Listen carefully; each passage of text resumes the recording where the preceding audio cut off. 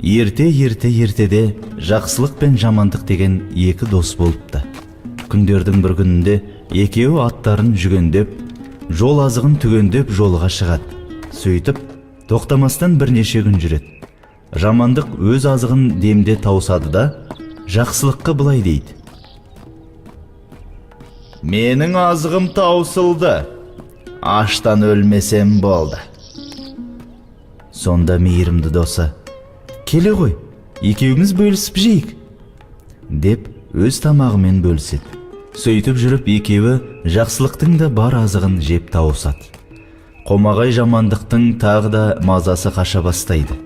Ол мейірімді досына: «Біздің азығымыз таусылды, менің қарным ашты. Мен аштыққа шыдай алмаймын, жаяуда жүрге жарамайым. Сенің атыңды сойып, соны азық қылайық», дейді.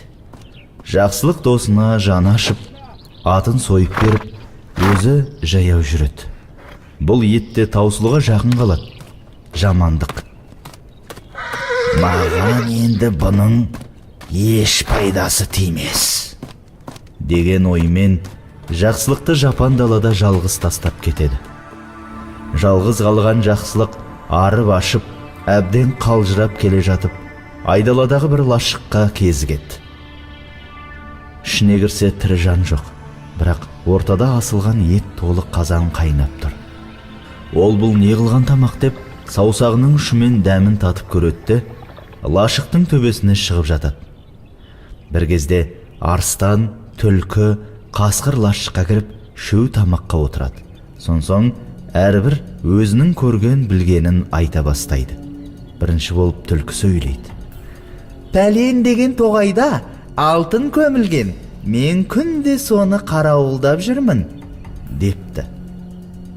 Сонда арыстан: «Ал мен болсам, пәлен деген байдың күнде бір жылқысын жеп кетемін. Оның ешбір жүйрік аттар маған жете алмайды. Жететін бірақ тайы бар, бірақ оны ешкім білмейді. Бай мені ұстаған адамға бір үйір жылқы беремін деп жар салыпты», депті. Сонда қасқыр тұрып былай депті: «Ал мен пәлен деген байдың бір тоқтысын қарауылдап жүрмін. Бұл байдың науқастанып жатқан қызы бар. Кімде-кім қызын жазса, бай оған қызымен қоса байлығының жартысын беремін деп уәде етіпті.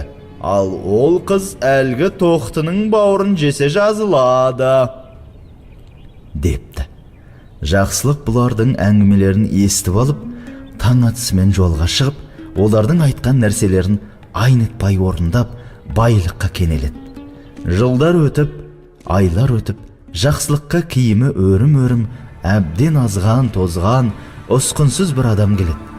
Бұның баяғы өзін жапан далада жалғыз қалдырып кеткен опасыз досы жамандық екенін әрең таниды. Жамандық мүләйімсіп: «Жақсылық жанау, мен саған жамандық қыламын деп осындай халге түстім. Сен маған енді жәрдемдес. Бұл дәулетті қайдан тапқаныңды айтшы», депті. Сонда жақсылық: «Атам қазақ таспен атқанда аспен ат деген. Сен маған жамандық істегенмен, мен саған жақсылық істеймін», деп өзінің бастан өткен оқиғасын айтып береді. Сосын: «Сен қазір мына жолмен жүре берсең, алдыңнан лашық шығады. Ол лашықтың ішінде асулы бір қазан ет тұрады. Бірақ сен ол етті жеме. Тек саусағыңның ұшымен дәмін татта, үйдің төбесіне шығып жат. Сонда түлкі, қасқыр, арыстан келеді. Сен олардың әңгімесін тыңдай бер.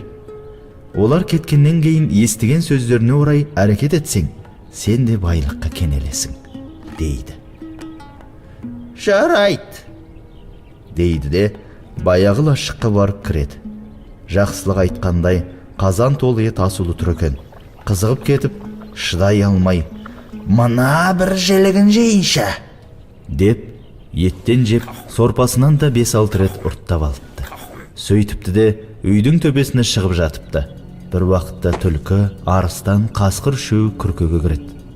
Түлкі тамақты көре сала: «Ойбай, мына еттің тоқпақ жілігі жоқ, омыртқасы жоқ, сорпасы жоқ, біреу жепті, дейді.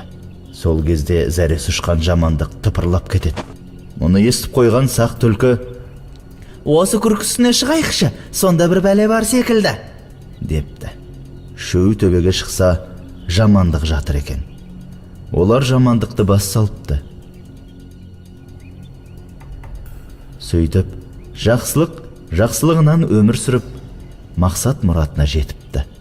Жамандық жамандығынан ит құсқа жем болып